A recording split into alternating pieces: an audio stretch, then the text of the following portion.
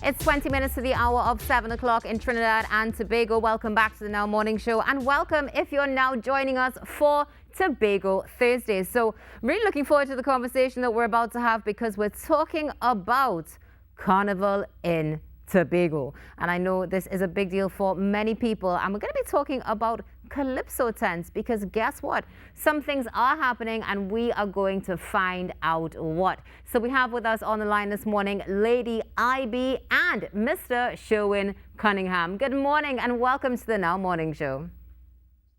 Good morning, good morning, good morning, Trinidad and Tobago. It's wonderful to have It's wonderful to have you both with us on the show this morning, and this is a hot topic. Everybody's talking about it, want to know what's going on. So, virtual tents. This is something that we are not used to, but it is something that you are making happen in Tobago. Tell us a bit about it. Okay, well, let me go first. Well, since the pandemic, we would have switched to virtual tents. We did Kaiso Unplugged, we did Christmas in Tobago, we did several things virtual. Keeping it live is not it's different because we are not in front of the audience, so it's a little different, and we had to get accustomed to it, but it has been working thus far. And what about you, Lady IB? How do you feel about virtual tents and going through this new process? Well, this year will be our first year, the first year for the Calypso tent, because last year, as you all know, we weren't sure about what was going to happen. And then we decided to sit it out and look at it because this pandemic is serious. Okay?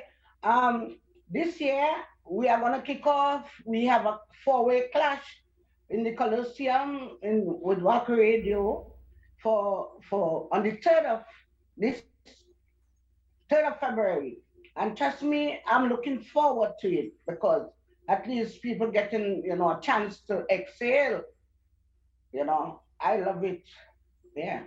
Yeah, I know we've all been feeling it, admittedly, and I know as we've been talking on the show for a while now, artists especially have been feeling it, and the challenges of being able to just perform, able to express themselves, and also make a living. So tell me something, with these tents that you are both going to be having, we have the Entertainers Calypso tent and of course the Masters Kaiso tent.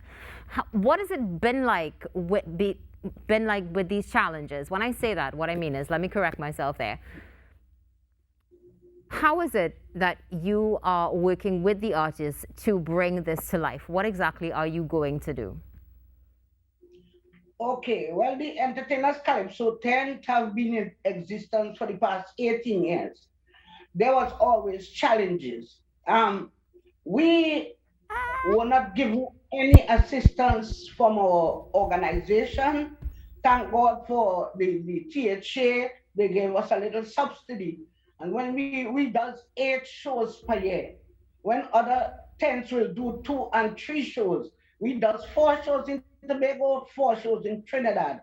So as I said, the challenges is always there because at the end of the season, these artists, and I'm talking about the movers and the shakers of Calypso, we take Calypso to every nook and cranny of Tobago and by extension Trinidad.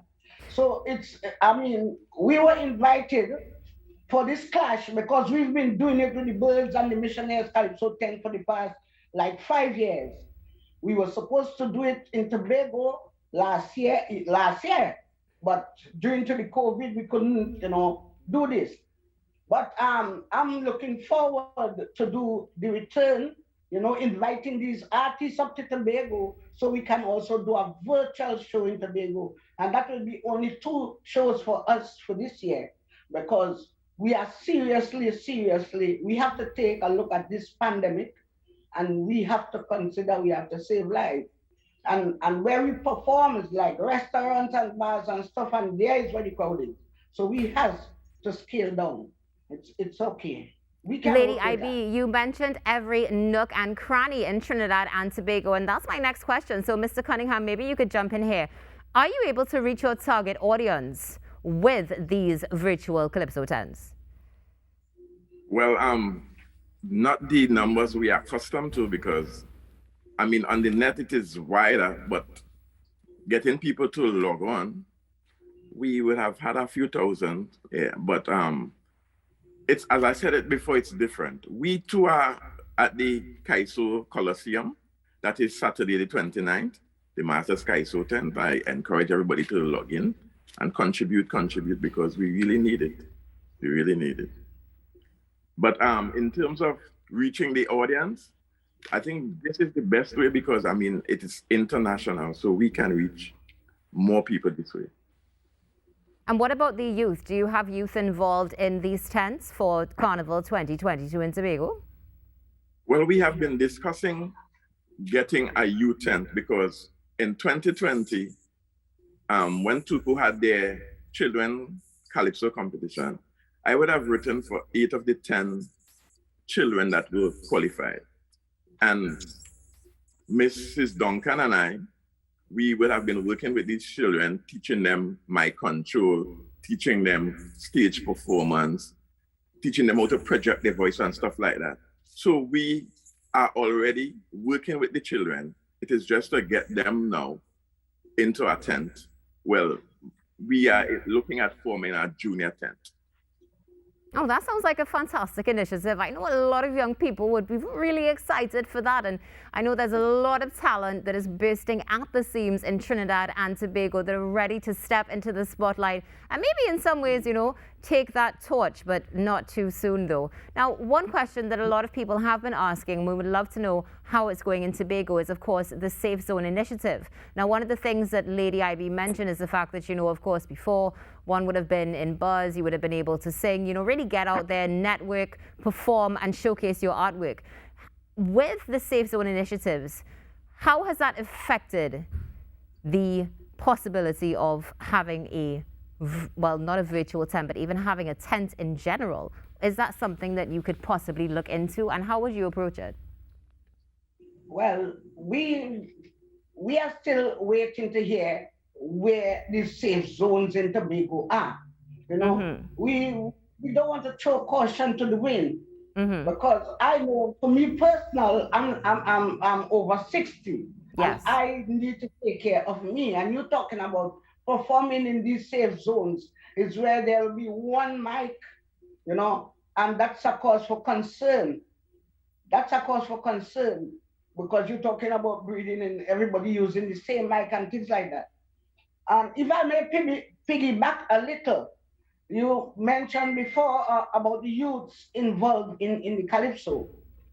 As a matter of fact, my representative for my area, he is in charge of community development. I've already sent a note to him where we can organize and get children, because Bethel is where Calypso came from. And there are lots of youths with voices that need to be heard and encouraged. And if it's one thing, you know, everybody know about Lady IB, I love to encourage people to write their own song. So I'm you know, expecting, you know, when things are settled, I can work with him so we can get the children more involved in Calypso, because we are going down and we have to get people writing, not everybody, you know, buying a song. It's hard, it's not good, it's not good. And, you know, yeah, I will welcome a safe zone, but then I will have to scale down on the amount of artists, because I don't want to be responsible for anybody, you know, coming down with this serious virus.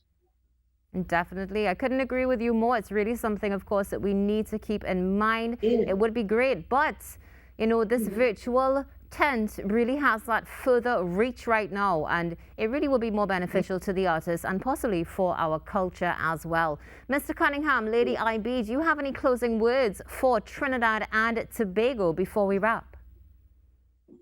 I would like to say, okay, I would like to say to my audience, to my fans, and to the artists who have been with the Entertainers Calypso tent for the past more than 15 years, I want to say thanks. I want to ask you also, please bear with us. Let us go through, take caution with this season. And besides that, there are lots of things to be fixed in our organization. So let's use this time to be creative. But I trust and pray that by next year, you all will be not seeing us only virtual, but we will be bouncing hand in hand. Mr. Cunningham. Yes, I too endorse what IB is saying, but I would like to encourage people to come out and support, to log in wherever we are, log in and support. Donate. We have things set up like the GoFundMe and stuff like that, so that the Kaisonians can benefit. Now it's time that we really need your support more than ever, right? And I'm also encouraging not just THA, but the private sector as well to support. We need your support. Log in and donate. We need your support. Log in and donate. If our viewers wanting to go onto the GoFundMe account, what phrase should they use to search for you? Well, at this time, we are dealing with WAC Kaiso Colosseum. Yeah. It is on all platforms, so you can log in there. And as I said, our night, the Masters night is on the 29th, IB's night is on the 3rd, I think. So we are on, log in and support.